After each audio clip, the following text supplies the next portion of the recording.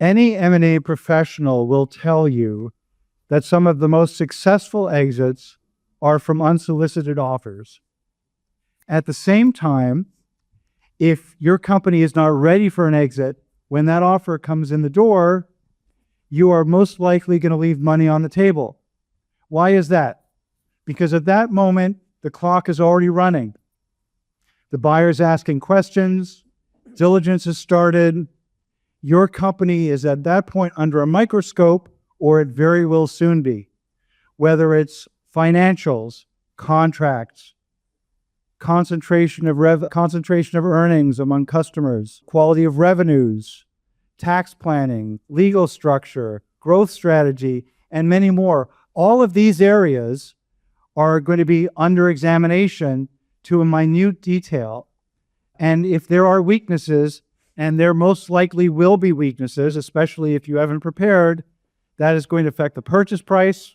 It could reduce your bargaining leverage, and it could, in some cases, tank the deal. For that reason, those of us who do M&A for a living recognize that the most successful exits are not accidental. On the contrary, it is those founders who focus on decisions, on planning, on the hard work to prepare for an exit many months or even years in advance that are going to have the best outcomes. So founders who are focused on this realize that it is not accidental, but that a good exit comes from building a strong, valuable company from day one, and with an eye to those things that are going to matter when the exit comes down the line. Good afternoon. I'm Paul Ellis. I'm managing partner of Ellis Law Group. We are super excited to have you all here for this New York Tech Week event, preparing today for a strong exit tomorrow. I'm pleased to have a really great panel to take up this topic. Individuals who among them have been involved in sourcing, structuring, negotiating, and closing hundreds upon hundreds of successful M&A deals over the years. We have Joanna Stone of Oaklins, DeSilva+Phillips. We have Ryan Babiak of Anchin, and Leonard LaPorta of Pickwick Capital Partners. So welcome to you all. Really pleased to have you here today.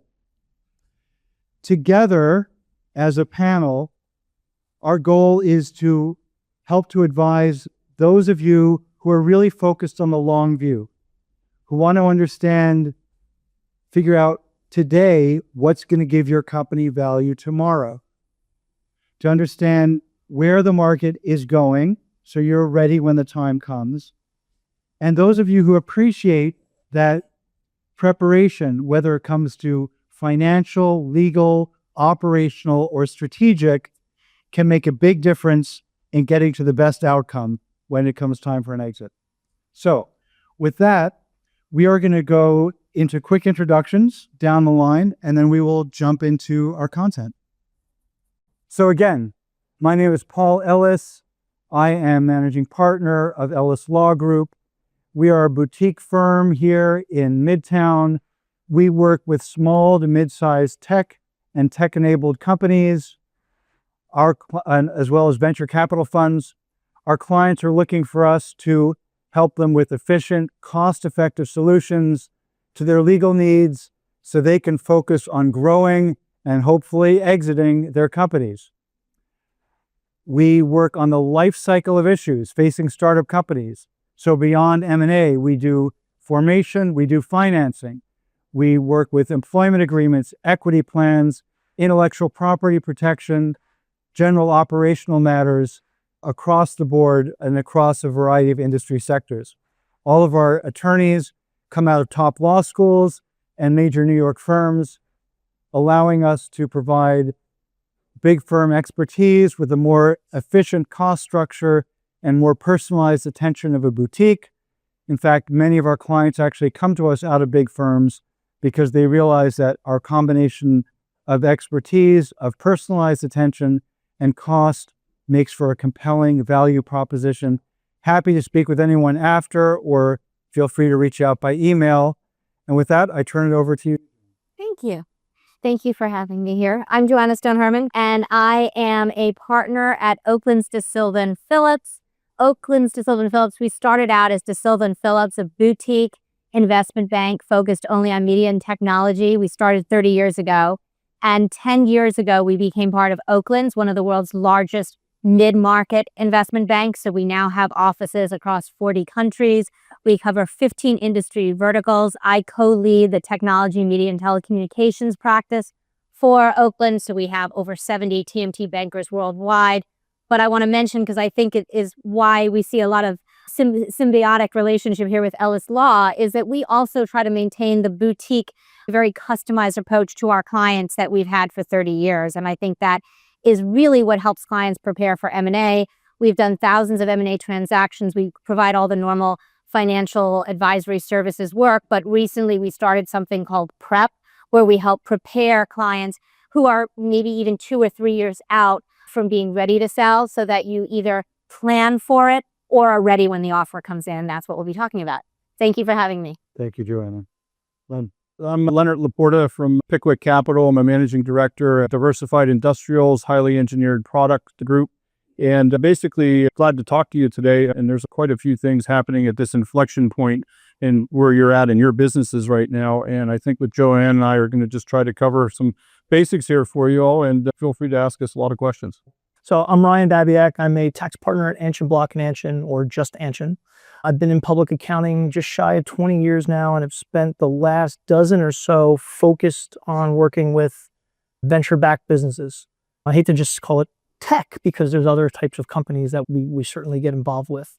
And what I've really enjoyed about that space is helping companies get to their goal, and being, as long as they will have us, and we promote that, of course, being involved as early as you can get an accountant involved to help you with understanding your financials, understanding your tax obligations, getting you ready for fundraising, exits, right? And making sure we identify risks and pitfalls and trouble areas that companies can get into that could delay or disrupt a successful fundraiser or exit.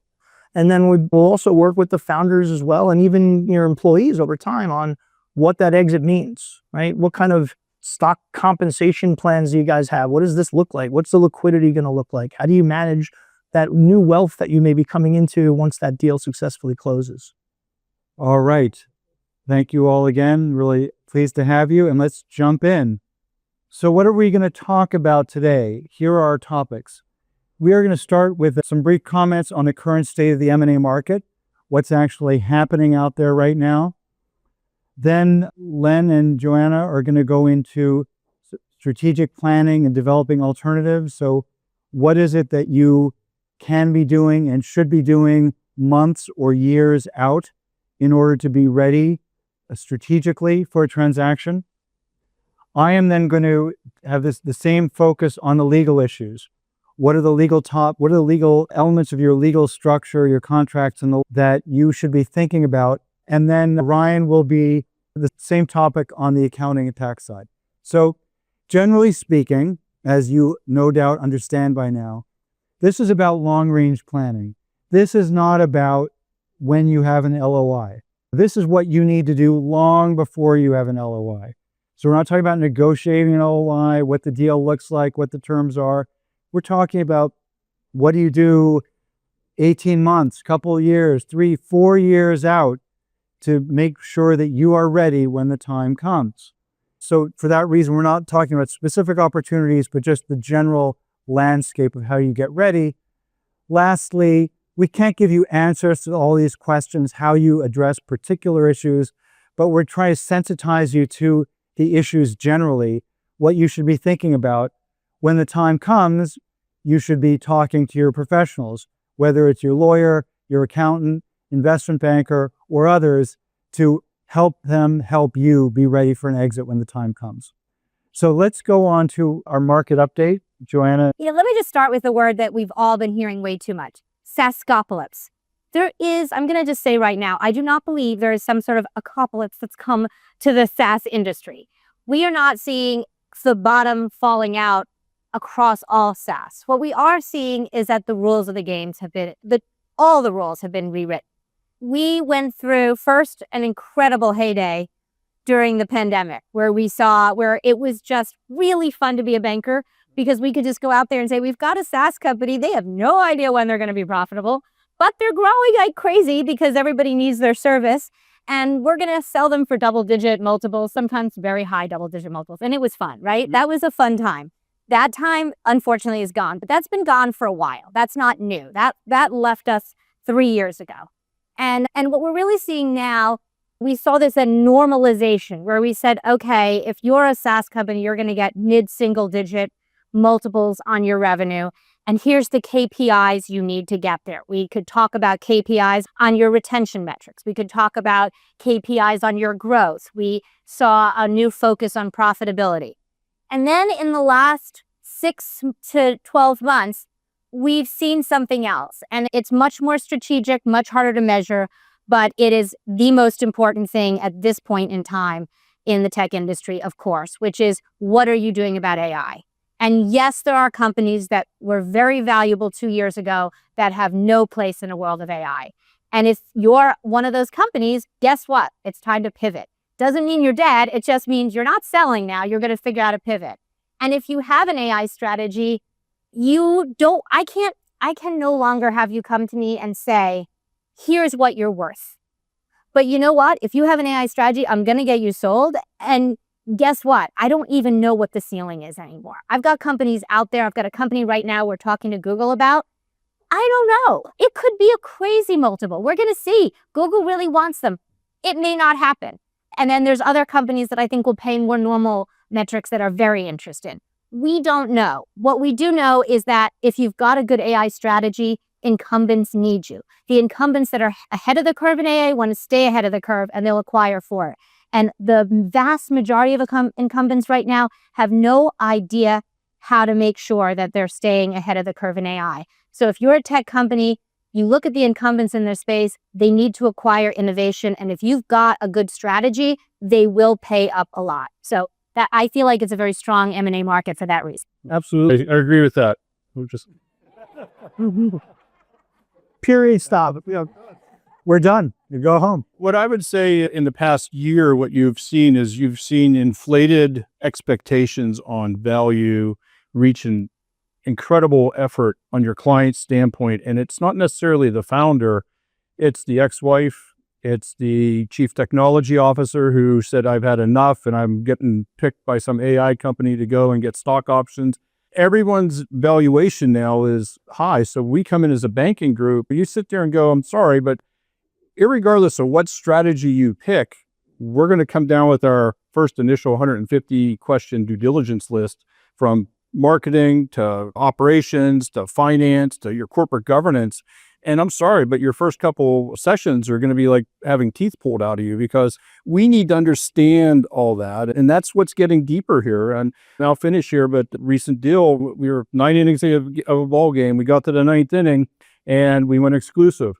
The next day, the PE firm basically asked us to invite 65 third-party advisors to the data room to double check every single thing that was put in there for the previous 9 months. We got it done in 40 days, but the client almost fell apart and couldn't handle it. But that's what's happening. Congratulations, you're getting to that point. But then all the devil's advocates are coming in and saying, I need to have this. So that's what you have to be mentally ready for. So I'm just going to add one comment, and Ryan, if you've got anything to add. I'd agree with it. It's like the world haves and have-nots in the M&A market. Our clients, my clients, have a strong M&A strategy or a strong strong AI strategy or strong AI play. They're doing very well, and they're looking at great returns.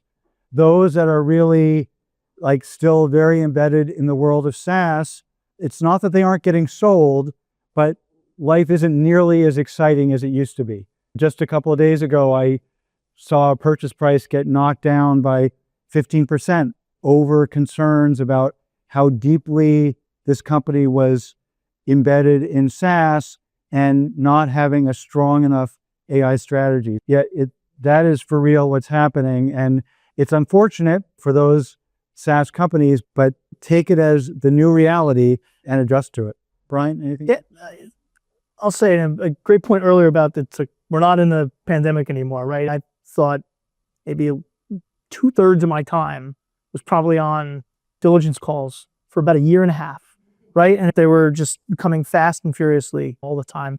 I've certainly seen that slow down. What I've seen more recently is trends on types of businesses that are attracting a buyer's attention or fundraising efforts, right? So I used to think of SaaS as companies would add that in, maybe there's not a lot of SaaS going on in your company, but you know that it's a market buzz term that you can push a little bit and attract some investment, right? Now I see that with AI. I'm like, how many of these .ai companies are really involved in AI, right? But as far as transactions are concerned, I've seen less of them, but I've seen more of them be successful as a percentage. I've also seen the diligence process take longer than it typically has, a bit of a longer sale. I'm sure that adds stress to the founders and key stakeholders in a company. But if you're aligned with the right people, you get the right advisors, the right accountants, attorneys, bankers, right? Then I think that you put yourself in the best position that you can. All right. Let's go on to our strategic planning and developing alternatives. Turn this over to you guys. This will be interactive, so Joanna and I will be talking, but one of the things that we have to talk about up front is this. You guys are going through this right now, but in the past 6 months, I've had more discussions with disgruntled shareholders, not liking the founder, not liking them, the brother and sister who are shareholders, all coming in and talking to the banker behind everybody else's back. And I feel like Dr. Phil half the time. And I give 2 cents worth of advice on some of that stuff, but then you start having things like, hey, I just got diagnosed with Parkinson's and we're in the 9th inning of the game, and what's that going to do to value? And you're like, okay, I wasn't expecting that one. But you're seeing a lot of items happening here that haven't happened in a while. And I think we were talking about the past year, things have changed. I don't know if you've seen that as well. Yeah, I definitely think that the one problem, and I'm sure you're all at varying stages of having investors, but the one problem is when you get, and this is what I think Leonard is speaking so well to, is when you get misaligned with important stakeholders. And the easiest one you're seeing right now is you have investors that went in at valuations that they're not going to get anymore. And that can be problematic. And you could get a very nice single and your investor could be saying, no way. And by the way, even if they have veto control, you still, as a CEO, have a lot of power. And when I was on a call where, and this was, thank God the investors came through, where I had gotten a double-digit multiple, but it was the early 2023. And so I knew multiples were going down, but the investors, it wasn't quite as high as the investor wanted. And so I said, we got to take this. We went on with the investor had veto right. And the founder, knowing that this is the best he was ever going to get and having such certainty of it, said, look, you got 2 choices. You are either, and I hope there's no VCs in this room that I know that are going to kill me for saying this, and I'm so sorry. And please, I will be a very friendly VC banker too, I promise. But the power that I saw that he had is he said, look, you've got 2 choices. You can either let me sell this. It's time. I think it's a good deal. You're going to get a good return. It might not be is a triple instead of a home run for you, but it's going to be a good return. Or I could run this as a lifestyle business. It was the funniest thing I ever heard. The idea that we were going to have this tech company that had been growing at 40% month over month is suddenly going to be run as a lifestyle business. But that's a real threat. Like at the end of the day, if you're a CEO, if you're a founder, you still have the ability to try to get alignment. And I'm not saying you should ever have to be in a position like that. By the way, the investor has thanked us all so much for that call because they never would have gotten that multiple again. If you're misaligned, I guess the point is get aligned, right? That's right. Or at least let the bankers know up front, because if this simmers, I'm sorry, when you start bringing in some smarter folks and they start picking up on the fact that there's a disconnect, they walk. Yeah, they really do. So you have to let us know in advance. Just switching ahead a little bit further here, go back to one, if you don't mind. So like the second one there, like majority control, somebody needs 51%, I get all that, but sell the company. Look, if you're distressed and you think that now's the time to go in, guess what? Your valuation might go down and you're like, really? But the second one is what I really want to talk about a bit here is that, look, we don't know what mousetrap or sand trap you put yourself into with your equity shareholders or your debt holders, covenants, personal guarantees, all this stuff. That's where you need a great team. But I'll point to the legal side here. There's a lot of that stuff that prohibits you from really getting that exit that you want, because somebody back in here who has some protection is going, wait a second, what about us? So that's where you need to have a real team here to walk you through this. Next slide, please. part of this is we've been talking about it, but basically, what I really love to do when I talk to tech folks and everybody who's doing everything that you're doing, I ask them, okay, what's your trade secret? What's your copyright? What's your IP? Let's put a little slide together here. How much money did it take you to do it? How much protection do you have left on it? And then how much revenue has that little IP piece that you keep saying you have 100 patents on? How much is that really delivering in actual revenue? And you want to go exit at a high multiple, and you're sitting there going, look, 2 of those patents out of 20 actually are doing things. So why are you creating these other patents when there's 0 revenue involved with it? And then the patent trolls will come in. Somebody will be like going, geez, I'll sell this company. What? I'm going to make sure, like Lamb Research will say, you only want 2 of those patents. I'm going to put a whole bunch of second and third derivative things in the purchase agreement because they don't want the trolls coming at them for the next 20 years, hitting them with $1 million frivolous lawsuits on IP the whole time. So those are types of discussions you got to really have with your board and everybody else and the bankers, because guys, we really want to know what really is that secret sauce, and then we play off of it. Yes. If I can ask a question, so again, going with the theme of looking ahead, knowing that, how do founders work with their companies, their technology, so that when the moment comes, they're going to be able to maximize that which is giving their company value? Again, on that example, real example, 100 patents, they had 1 patent and it had 5 years of protection left, and it was responsible for 100% of their revenue. Okay, guys, 5 years left. What can you do here to make sure that increases revenue and or another piece of that patent starts getting attached to it that might have till 2035? A lot of them don't want to think that way, and they don't. And understanding what IP you have is critical. We have sort of a checklist, but I don't want to turn on this page yet, but I will come to that we use when we are working with clients on what we call prep.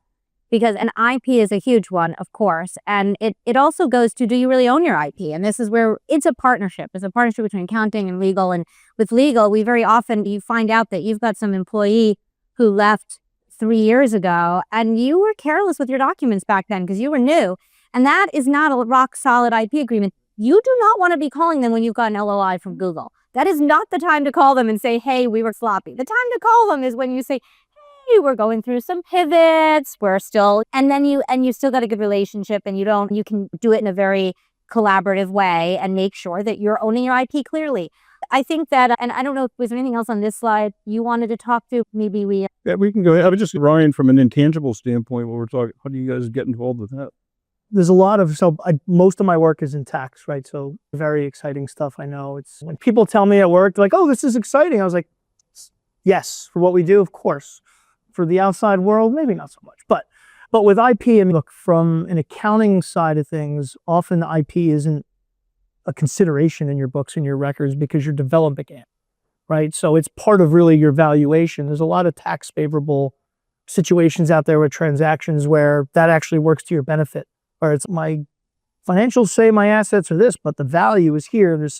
We can go over some of that when we get to my piece of it. But yeah, I'd say the IP is an invaluable part of your business, and doing whatever you can to protect it is tantamount to probably anything else. The one thing that I would like to say that's universal, and I think Leonard said this, but I don't think it can be overstated. Do not lie to your banker. Do not hide things from your banker. Do not try to sell your banker. Treat us like your therapist, because we're going to be your therapist. And you don't have to lie to your therapist. You're spending a lot of money for them to help you with your problems. Don't tell them everything's fine. We're there to figure out what those skeletons are in the closet and figure out how we're going to position them to the buyer. Because trust me, the buyer will find them. And if they find them at the 11th hour and we didn't know about them as your banker, it's going to be a problem. If we divulge it to them right away and we explain it to them, or better yet, we find it out before we even go to market and we get legal involved, or we get tax, we get the right people to get it papered, so before you go to market, it ends up not even being a problem. So those are really important. It's because one of the challenges, and I think I might owe Len a credit down the road if it results in some business, but he said in his experience, a lot of people don't early on value or see the value in a long-term accountant relationship, right? Where it's, I just need to get my tax returns done and I don't even need audited financials at this point. I can go with the person next door. And for a number of years, it's probably fine, depending upon where you're at. But once you start raising institutional money, I think it's important to get in line with the right business partners. And same thing with not lying to your banker, right? Same thing with the accountant, right? I'm not the IRS. I'm trying to help you, and the word is avoid, not evade taxes, right?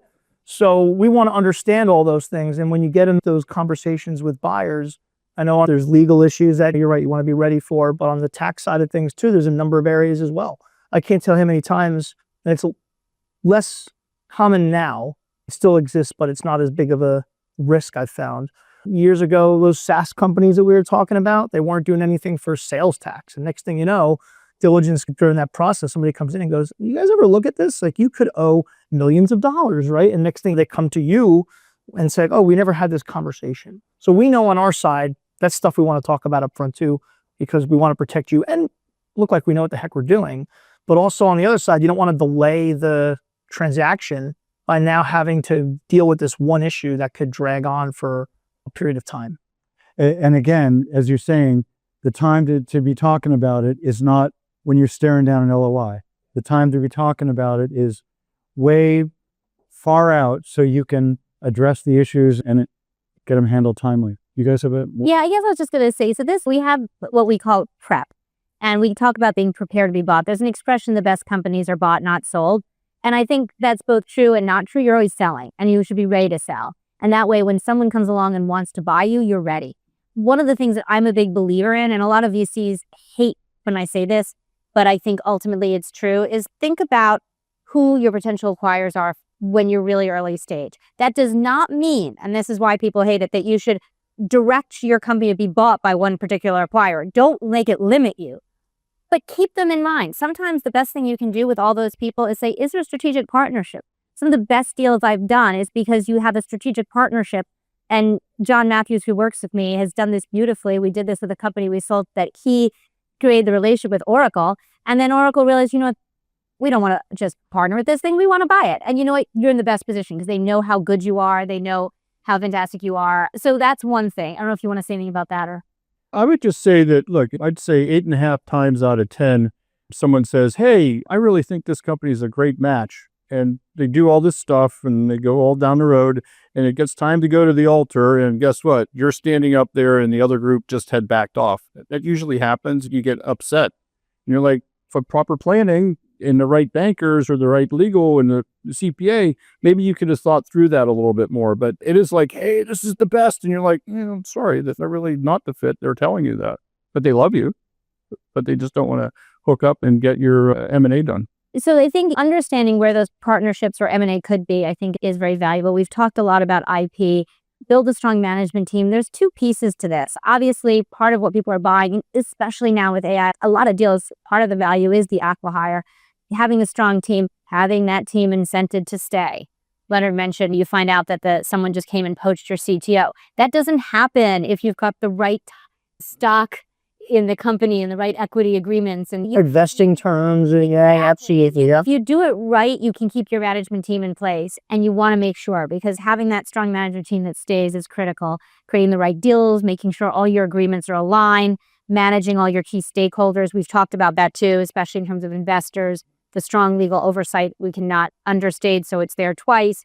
Improving your KPIs, it's important. I think it's probably less clear what those KPIs are today than it was a year ago, but there are some fundamentals, and profitability is still one of them if you can have it. It's still a world, even with the world of AI, I feel like profitability, if you can get there, is a KPI people are looking for. Good governance is important.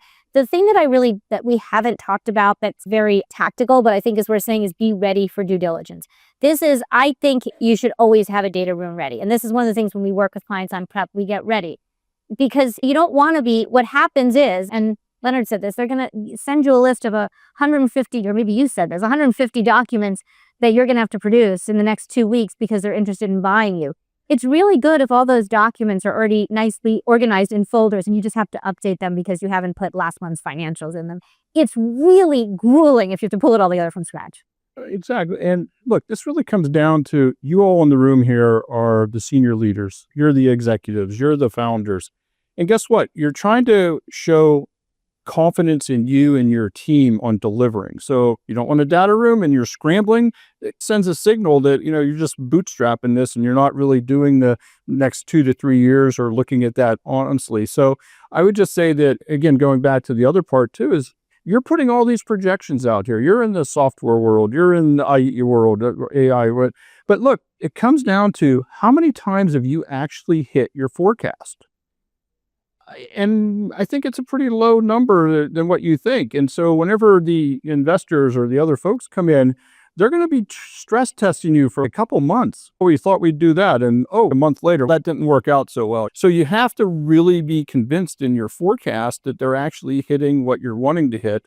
Because if you start a process and you're 6 months into the game and all of a sudden you blow your next forecast, guess what? That's an immediate deduction in value. That's confidence goes down. So it's always a much bigger hit than if you'd had a smaller forecast. Sometimes people think, I don't want to leave money on the table. They're going to pay me this multiple of my revenue or this multiple of my EBITDA. So I should stretch in terms of what I think I can do. No, when you exceed, then you can always, you exceed by a lot, you can always push for more negotiating at that point. And we as your bankers can help you get it.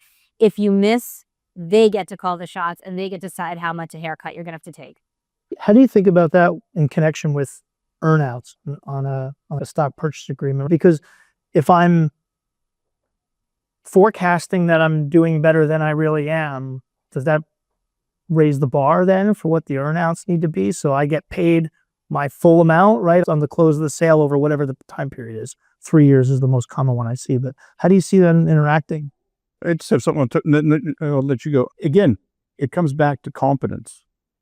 Okay. On that particular piece right there, if you really think that I'm not an earnout fan, but if I was an earnout fan, you'd be looking at saying, look, we're already looking at LTM back 12 months. But right now, if you're going to try to sign us up today and try to get something done, those folks want to know what your half 2 26 numbers are and what your half 1 of 27 numbers are. So let me jump in quickly and make sure everyone understands what an earnout is. That is when a deal is structured, sometimes there'll be a portion of the purchase price that's paid at closing and a portion that's contingent upon performance over the next 2-3 years. And it's always, as I'm saying, I think Ryan said, or Len, you said, generally, we're never a fan of earnouts because they have all sorts of problems, but that is a concept. Yeah, and just to finish before I turn to Joanna, is this, look, you got to really be on your game for the next 12 months already forecasting out for us, because if you think the forecast is going to be weak and somebody comes and says, we're going to give you this earnout for 2027, and you're like going, geez, I don't even know. So you have to be really confident. Okay, so I'm going to be the contrarian. I'm a fan of earnouts. I'll tell you why. We've had some really good experience with them. But all the things that everybody has been saying, everything that Len said, everything that about why you need to get these numbers right is really important. But I think the reason of a fan is that if you really can't bridge the gap between what you think your company's worth and what a buyer thinks it's worth, and you feel confident that you can meet those numbers, it's a way to bridge the gap. So it actually puts a truth on the numbers. At the end of the day, the best deals, and I really feel this way, is where both the buyer and the seller feel they got great value for the company. And I feel very fortunate that the vast majority, 90s to plus something % of my deals end up that way. And it's a wonderful feeling. You're not going into this to be like, I got you to pay so much more than it was worth.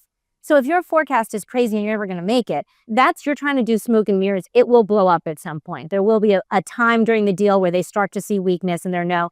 If your forecast is solid and you know you can make it, I have seen people get huge amounts of earnouts. And by the way, bankers get paid typically on a success fee, so we get a percentage of that. So if you're wondering why I'm such a fan, I think it's actually really nice to have a deal that we closed 2 years ago and we're still getting paid on. That's not a bad thing. And I think the other reason that it's really good is it forces you to think about what is it going to be like when I'm part of this company. And it also can force you to think about some of the governance issues that might be important to you, because an earnout only works. And this is why legal sometimes worries about it. And I think this is really important. And I definitely think you might want to talk more about this, Paul, because there are problems. Is if you have an earnout, you need to have some control over your own domain. to meet those earnouts expectations. And if you don't, and a lot of times that's why we try to do them just on revenue and not EBITDA, because sometimes you can't control the cost that your new parent company is going to put on you. But you can control what revenue, if you're a new line of business for them, you can have a lot of control over your own domain. It forces what I think are some of the really nice conversations that I like to see at the end of the deal of how are we going to take your company and my company and make 1 + 1 = 3? And if you do it right, then everybody wins. I could go on and on about earnouts as a lawyer, and you foreshadowed so much of it goes down to control. Do you get enough control over the budget? Are the people going to be there that can really drive revenue? There are a lot of, you're right, if they're structured correctly and reasonably, they can work out well, but they can be problematic as well. But I don't want to go further down that topic because that's a little bit more deal structuring, and we want to stay focused on the long-term planning. Can we move on to legal at this point? Okay. And we've foreshadowed a few of these topics, so I will pick and choose where it's worth spending time on. So again, what are the things that you want to be thinking about, again, 12, 18, 24 months out, so you're ready for the sale? A lot of this is just fundamental stuff, but if you don't have it sorted out in advance, it can really bite you when the time comes. At the very beginning, who owns the company? That in itself can be an issue. I've seen that with clients when it's time for an LOI, time for the documentation, there is some doubt in terms of what the ownership percentages are. Oh my God, that's something that can queer a deal really quickly, and it can send a buyer running because a buyer doesn't want to get involved in resolving a dispute among the founders. I have seen that happen. It tends to happen in a company that's gone through an institutional financing. There have been VCs and the lawyers of VCs that have really scrubbed the company. Not usually an issue, but a company that may not have gone through an institutional round of financing, things like this can come up, certainly in smaller deals. Shareholder rights. Again, an institutionally financed, a VC financed company, perhaps less likely to be an issue because of the type of documentation you have. But if your company is not VC backed, having a shareholders agreement or an operating agreement with proper voting rights, with proper drag along provisions, because what happens is if you can't force everyone to come along with the deal and a holder with 5% or 10% can hold out on closing the deal, you give them undue leverage and they can use that to exact something at the closing table. So you want it set up so that if the majority wants to do the deal, everybody does the deal and no smaller shareholder can hold out. Contracts. Again, this is a legal topic, but it's super important that all of the contracts that you have with your customers, with your vendors, they will have various provisions that may work just fine as long as you're running your company, but they can really bite you when you try to sell your company.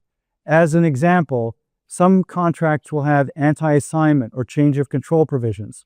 So let's suppose you have a contract with an important customer or an important vendor on very favorable terms to your company. But a contract that really matters, that the buyer really cares about. If that contract has an anti-assignment provision such that it will be terminated upon your transaction, that means that counterparty has the ability to terminate the contract upon the closing of the deal and renegotiate that deal. Now, if you had that contract on very favorable terms and you now have this big deep pocket buyer, that counterparty is going to try to negotiate a much better deal. The buyer who really cares about that contract, that becomes a pricing issue. If they know they're not going to get that favorable contract, then that's going to affect you on the purchase price. That's just one example, but there are all sorts of rights of first refusal provisions. If you do a strategic investment and you have an investor who has a right of first refusal when you sell the company, oh my God, can be a really serious situation, and that can really frustrate your efforts to sell the company. I've had clients that they come to me with that deal, this big strategic investor, they want to invest all this money, they want this ROFR on buying the company, and I'll say to them, listen, I can't tell you it's a wrong decision to make, but understand what you are giving up if you accept a deal like that, because the marketplace will get the impression that you are captive of that strategic, and that will limit your other exit opportunities. That doesn't mean you may not get a good exit, but not as good as an exit as you would have gotten in the contrary situation. So again, the theme here with everything on this page is resolve it beforehand. Don't let it come out. Don't let the buyer be the one to find this out. And I think Len mentioned about the data room. I think it was Len. Those documents that go into the data room, best practices are your lawyers know what, at least the important contracts, those important agreements, your lawyers know what's in those agreements. So if there's a problem, you have fleshed it out beforehand and it doesn't get discovered by the buyer. IP, another huge issue. And I will say what was on the first slide, I'd say rarely have I seen a deal tank because of those issues. IP, I have seen deals tank over IP because mostly we're talking about tech companies. The IP is everything for you. That's what the buyer is buying. And if there are problems, for example, with the chain of title, I think, did you mention about the chain of title? You need to know that everybody who has been involved in creating your IP, whether it's employees, founders, consulting companies, there's proper documentation so that any rights that they have are signed over to your company. That all has to be in place. And for God's sakes, that should not be something that you're trying to figure out when you've got an LOI. Oh, gee, we need a work for hire agreement from that consultant in India that created this code for us 3 years ago. We don't know where that person is. Now they've got leverage. There's a deal on the table. You've put yourself in a box. Failure to police your rights. IP rights are like real property in that if you don't police them and someone else gains rights over them, it's like squatters' rights. You'll lose rights to your IP. Trade secret protection. If you are relying upon the fact that you keep your IP secret rather than getting a patent on it, that's all well and good as long as you really know what it takes to qualify for trade secret protection and you've put it in place. That means that limits who has access to your IP. You have to have NDAs in place. Again, these are things for your lawyer, but appreciate how important they are. I will just, again, generally say these are things that can stop a deal dead in its tracks. Because if the buyer realizes that there are issues with chain of title and IP, they will want that sorted out before you move forward. It can be, assuming you can get it done, it can be very costly, and that cost is borne by you as a seller, not by the buyer. Personnel issues. Employees are rarely unimportant in a deal, and this came up a little bit earlier. Be aware of the difference between employees and independent contractors. Startup companies are always going to want to characterize individuals as independent contractors when they can, even when they probably shouldn't. You can often get away with it through most of the life of your company, but when you get sold, again, that's when the rubber will hit the road. And if there's exposure, that's financial exposure to you as a seller. We talked a little bit about retention. The buyer will almost always want some of the employees to come along with the deal. And the question is, what is the incentive for those employees to come along with the deal? If you have equity plans, if you have comp plans that are structured to maximize retention, then it will unfold relatively easily and financially in a beneficial way for you as a seller. But if your equity plans are structured in a way that everyone cashes out immediately upon a sale, then the buyers are going to say, hang on, I need these people to come along. They're going to need additional incentive, and that incentive is going to come out of your pocket as a seller, not the buyer. So again, you may not think about it so much when you're preparing those plans, but be aware of how important they will be upon an exit. It's just that's a great point, because I've been in more of the details in determining what that liquidity looks like for those employees, and often have to understand too what the structure of the transaction is, right? Are they just Are they getting shares if it's a strategic buyer, they're getting shares that continue to have some sort of vesting component to them? That's the enticement to keep them on board. They have to be there. Or is it like, hey, I've got options. I never expected to sell them. They're in the money now. I'm just going to take what will amount to a transaction bonus. We're killing our option plan. Stock's worth this. It costs you this. Take that, multiply it by your options. There's a nice check for you. And that's the easiest way for someone to say, great, see you later. I cashed out. Yeah. And again, the time to think about that is when you're designing your option plan at the beginning of the life cycle of your company, not when you've got an LOI and you're going, oh my God, what have we done? And again, I keep coming back to this, but that's the theme for all of this. If you're thinking about these things when you're thinking about an exit, you're thinking about it too late. These are like from day one of your company, at least some of these issues should be front and center. And to the point about what you should be building is a great company. You should be focusing on building a great, that's the most important thing for a big exit. But along the way, these important factors will make a difference in how profitable your exit actually is. We can go to accounting now. So we've broken up the next part here into two segments within one, right? The accounting side of things and then tax. So on the accounting end of things, depending upon where the company's at in its existence, its cycle, right? No one's expecting you to form a business and hire a full-time head of finance right away, right? There's a lot of options out there to help you start to organize your books and records and start accounting for things properly to make it, with the goal of it being, I have that virtual data room that I got ready a couple of years ahead of time. That's great advice. Now and there, I'm starting to put my books, records, and then down the road, I might actually have a requirement from an investor that says, I need audited financial statements produced. The bank might say the same thing. Now I've added some legitimacy to those numbers, right?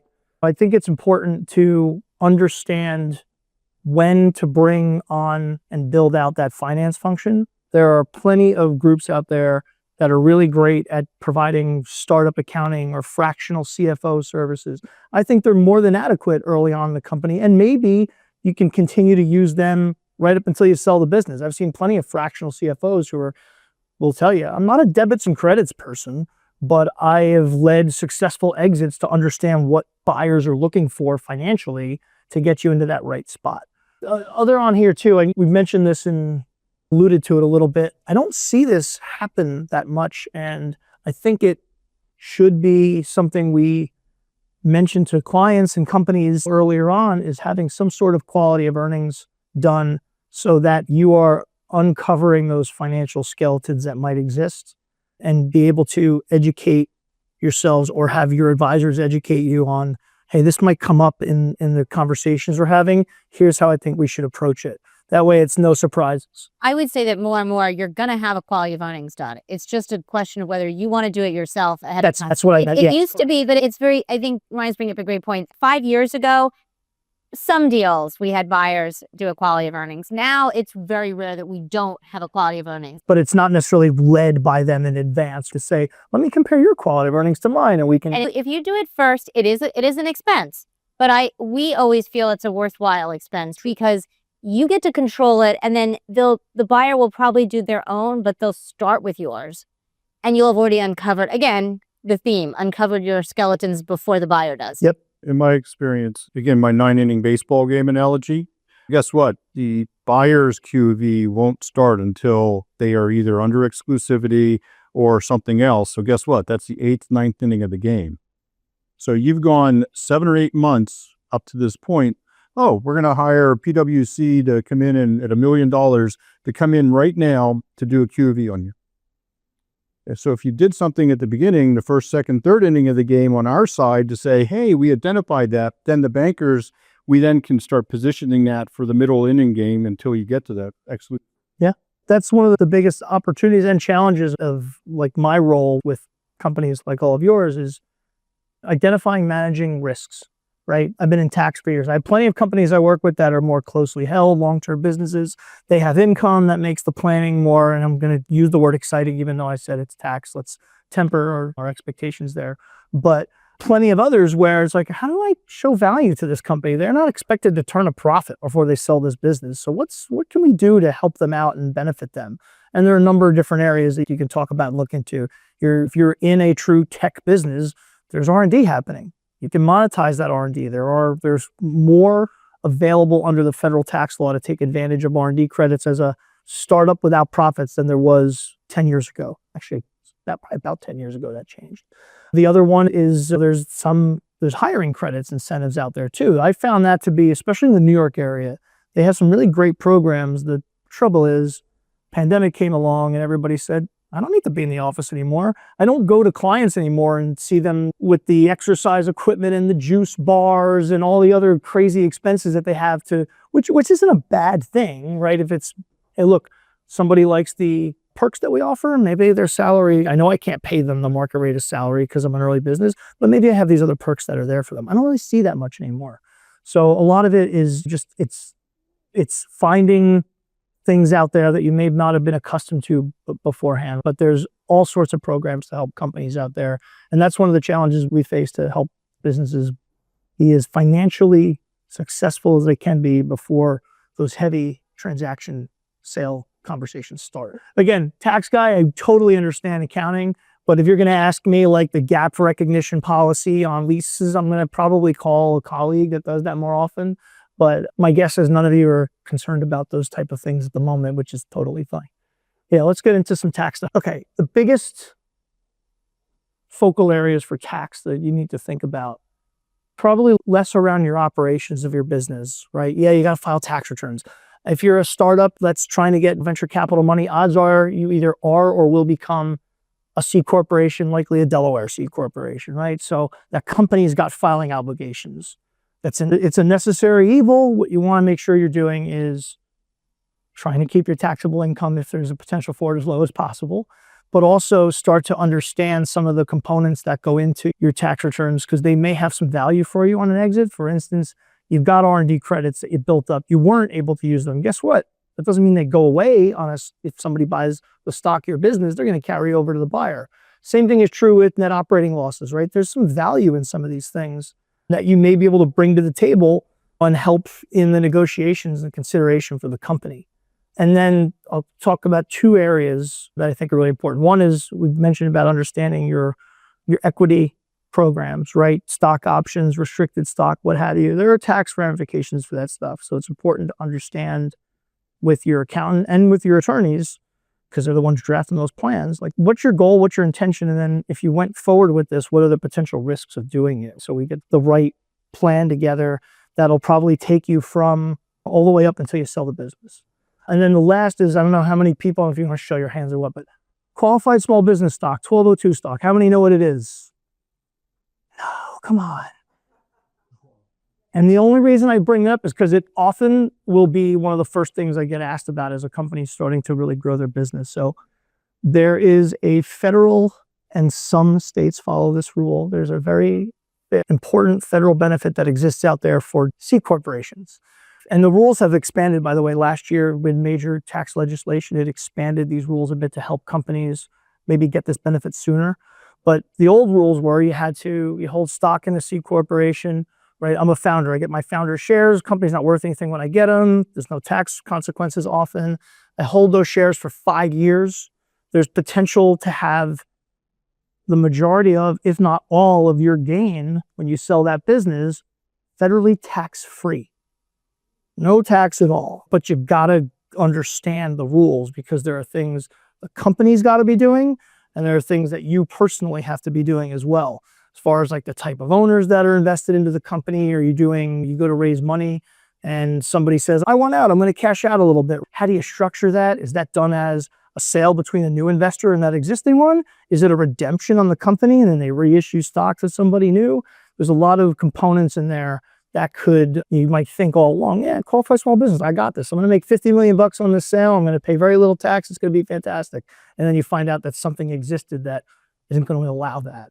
So I would say bring that up to whoever you're working with in accounting, just so they know that you're thinking about it and that it's something that you're like, hey, if everything goes as planned, I want to make sure we do what we can so I can take advantage of this when I sell my company down the road. Very important for startup companies. I've probably looked at, I used to tell people, was doing maybe at any one time that my team would be involved in 5 or 6 of these analyses at present, at any point, whether that is answering questions, looking at questionnaires that come in from the buyers or their attorneys or what have you, or even it's just doing the analysis yourself.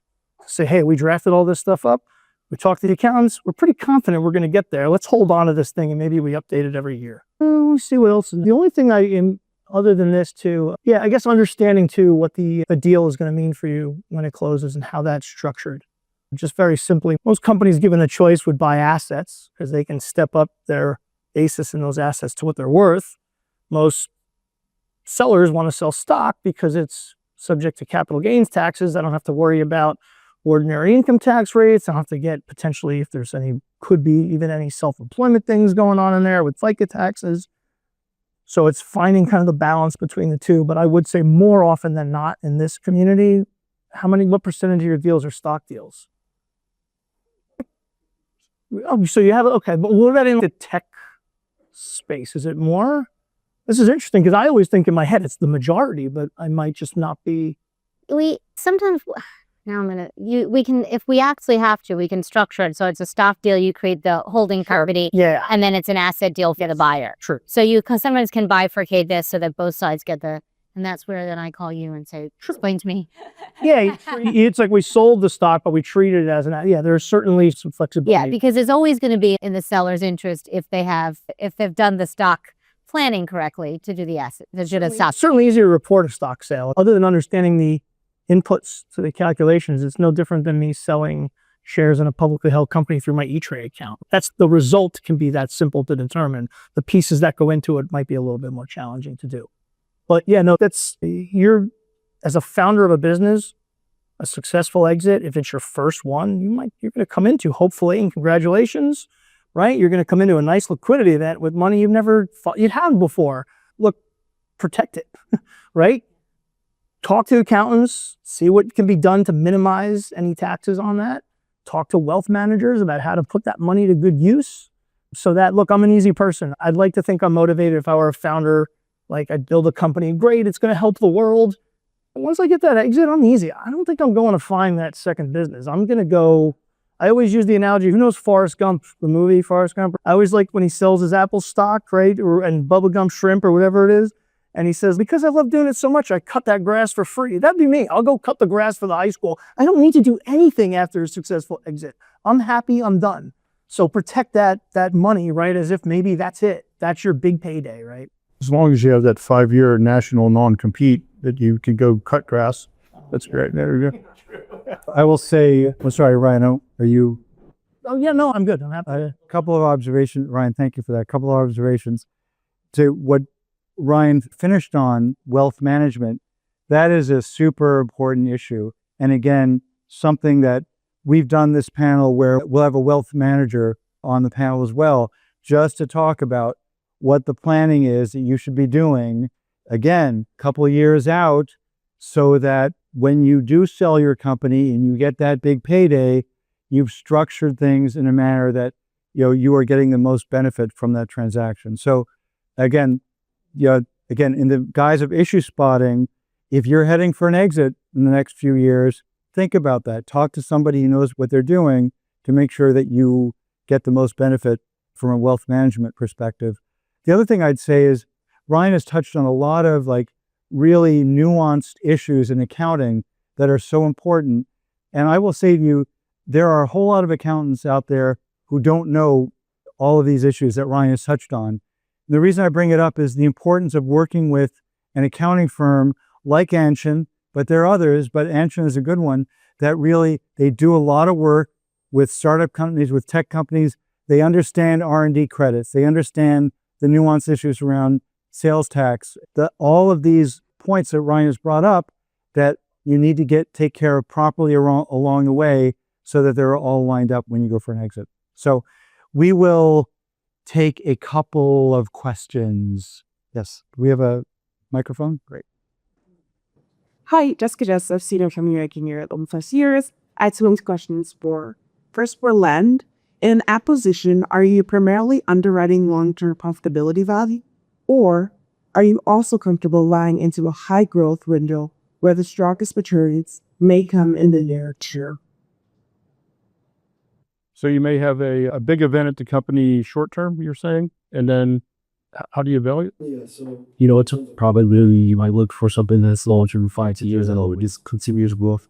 Well, and you look for something as well as short-term growth by the spike in a big trade, but may not be the feasible in long term. I always say the short term is very important, so you can't ever give up on that, if I'm going to answer that question correctly. But short term to me is like 2 to 3 months, or are we talking short term 1 week? Like 1 year, 2 years, they buy 3 insurance, it eggs out. A lot of the folks that are the buyers these days, if they're in your field, they're going to have some experts sitting over here validating whether that 2 or 3 year assumption or what you're trying to work on is correct. And from there, they'll start the discussion. If their experts don't really agree with you, then there might not be a there. So I'm not sure if you... Yeah, I think that we didn't talk about this, but I might take a step back and say the question is, who is your buyer? And actually, to be honest, I think Paul had a slide on this and we took it out for our other slides, but sorry, Paul. And which is when you do hit, as Len said, being an inflection point, I mean, you could be saying, do I want to do another VC raise? We could talk about that. Or do I want to sell the majority control? If I'm selling the majority control, do I want to sell to a financial buyer or a strategic buyer?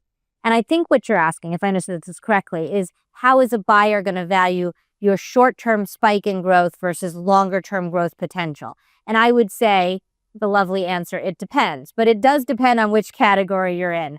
And I think that when you're talking about VC, they're going for the long haul.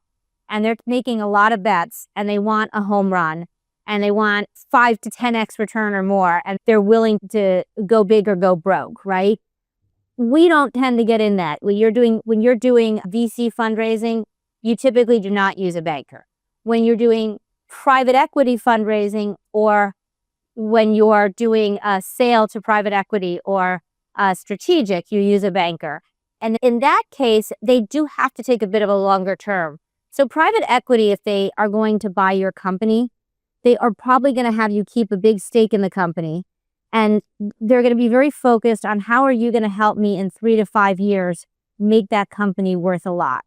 So the 3-year timeline, if you have a big spike in growth, might be okay as long as they think that you can also convince the next buyer that there's some reason. It can't just be a big spike and then nothing, because they have to have a story to tell when they go to sell you in 3 to 5 years. A strategic, you actually don't necessarily even have to have a growth strategy on your own. You just have to have a growth strategy with them. Now, obviously, having a growth strategy on your own is going to get a higher price. But if you say, and this is a lot of our companies, and I'm sure a lot yours too, they say, I've reached a point where I can't sell anymore. I've got 2 salespeople. They're overwhelmed, but I can't afford to buy all the salespeople I need to and grow this thing the way it should. But you, XYZ Strategic, have a 50-person sales team. If you take this product to market, you're going to be able to quadruple sales in a year. And so that's okay. And there is one thing, it's not what you asked, but I think it's a very important thing because we talk to sellers about this all the time. You don't want your company to be in perfect shape when you're selling to a strategic. You want there to be some flaws that they can fix, because that's part of the value they bring, and that's part of why you would want to sell to them. Can I just ask a question? So for your short term, do you guys have enough cash in the bank to make the investment to hit that item, or are you at a point where your current platform is scalable that you don't have to spend extra money to hit that? I'm going to jump in here, and I'm sorry, maybe you guys can talk about this one offline because we're running out of time. I'm sorry, I'd like to get to 1 or 2 more questions. Thank you, Paul, and everyone.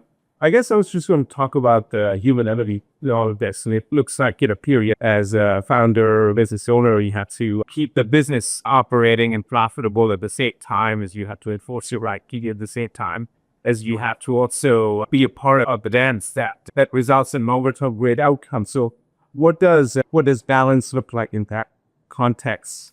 personally and with the team that you. Can I ask how far you are in your company's development or years, and are you mature? Or are you really startup? Our patents are filed. Some of them are already awarded. Some are in continuation. Yeah, the product is operational. People that use it love it. We're ready to scale for the. We aren't actively looking for exits. I would, again, it comes back to you've done a lot of leg lifting there to get to this point. If you could start converting more into cash flow coming in, getting your net income up, whatever you can do from a balance standpoint, I think you got to start showing a lot of good traction there. If it's 40% gross margins and you can make it to 60, I would try to somehow do whatever you can here to continue to get the nose pointed north. Yeah. I can talk more later, but if I got about balance and when you went exit. We can take one more question. Thank you. Hi, my name is Rashawn. I'm wondering if I'm a solopreneur, and I'm wondering what the implications are on all the advice that you've given here. I can imagine a lot of this we don't have to deal with, but I imagine there's some other challenges that come up as a solopreneur looking to be acquired at some point. You referring more to you own the company, or you're the company? Okay. With no, there's no, hey, as we grow, there's a hire plan. I want to add people. There might be, but I guess that depends on at what point in the journey I get acquired. Yeah. Okay. No, it makes sense. I think it's in your case, then I love and I hate the slogans on some of these AI commercials about let Ryan handle the flowers and Copilot will handle. It makes me feel like it's great. I can focus on the core of my business, but also makes me feel like if I can't do other stuff, I'm only worth just that. So to that aspect, you probably should be focused on growing your product, your service, whatever it is, but aligning yourself with the right advisors that you can reach out to. There are some functions that I'm sure you're not going to want to take on. Over time, I've talked to plenty of people who are like, oh, I do all my accounting in Excel. I'm like, okay, you're a small enough business, pre-revenue, we'll handle it, no big deal. But over time, you might need, and not just to stress accounting and tax, because it goes for legal, it goes for just having a mentor that's been through, whether they were in venture capital or they were their own entrepreneur and had successful exits. Surround yourself with the right people if it's not somebody that you need on a full-time basis. But don't undervalue the fact that there might be somebody out there at a CTO level skill set I know I might not be able to afford it, but I could really use this person. There's things you can be doing like offering equity and just, hey, it's not worth much now, but if we get out of this thing successfully, we're both going to benefit from this. Joanna, you talked about this. So look, I'm not sure exactly your focus, but you talked about having that little kink there so that the strategics can come in and figure out how to do something. I would say the same thing to you. Make sure you know who your 10 groups are that you'd like to go work with, and whatever your skill set is, come up to them and say, look, you're happy to start initially and then maybe do something full time. But I would somehow get in the door with the groups that you think you want to work with and then see how it goes. So. Yeah, and the final thing I'd say on that, and this would be the case whether you are sole entrepreneur or whether you have a company of 15 people, but the reason everybody comes to is you. We see this all the time where the founder is just a very strong, in control founder, and there becomes key man risk. Even in companies where there's 50 people, it can be a problem. And what that really means is either, if you can, you groom somebody who is very good number two so that you someday can leave, or you just be prepared for very long golden handcuffs, because then they have to keep you. And so whatever you buy is going to be tied to you stay. And if it's 5 years of you slowly eking out some consideration from this, because really what they're buying is you, it'll have to be that. It's a great way to look at that. I don't think people look at it from that lens quite enough, that I want to be able to control everything, but then it's great. But now I'm the asset being acquired, and the long golden handcuffs are a great example. Yeah. Ryan, Joanna, Len, thank you so much. Good news.